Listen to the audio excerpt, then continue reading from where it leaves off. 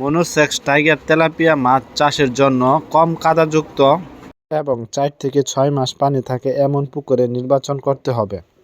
Nursery পুকুর 15 থেকে 20 শতক ও লালন পুকুর 20 থেকে 100 শতক আয়তন হলে ভালো হয়, তবে আয়তন এর থেকে ছোট বা বড় হতে পারে।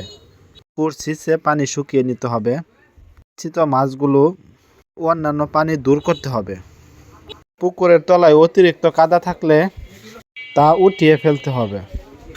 পুকুরের পাড় মেরামত করতে হবে এবং পাড়ের গাছপালা থেকে ডাল কেটে দিতে হবে। প্রতি শতাংশে 1 কেজি হারে চুন ব্যবহার করতে হবে।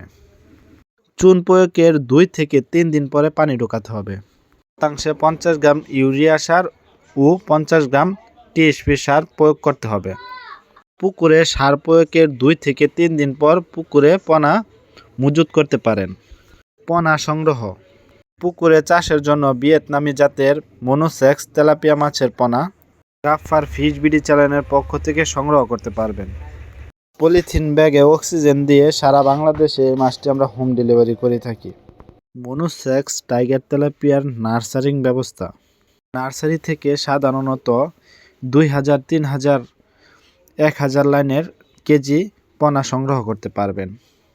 নার্সারি পুকুরে প্রতি শতকে 1500 থেকে 2000 পিস পোনা মজুত করতে পারবেন। পুকুরে পানির সাথে খাপ খাইয়ে পোনা মজুত করতে হবে। নার্সারিং পুকুরে 4 থেকে 5 সপ্তাহ 0.5 খাবার খাওয়াতে হবে।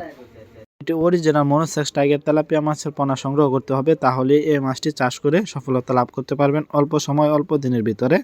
তা আপনাদের ভিডিওটি ভালো লাগলে অবশ্যই চ্যানেলটিকে সাবস্ক্রাইব করে রাখবেন। নিত্য নতুন ভিডিও পাওয়ার জন্য আমরা এই মাছটি সারা বাংলাদেশে অক্সিজেনের মাধ্যমে হোম ডেলিভারি করে থাকি। আজকের ভিডিওটি এই পর্যন্ত। আল্লাহ হাফেজ। আসসালামু আলাইকুম ওয়া রাহমাতুল্লাহি ওয়া বারাকাতুহু।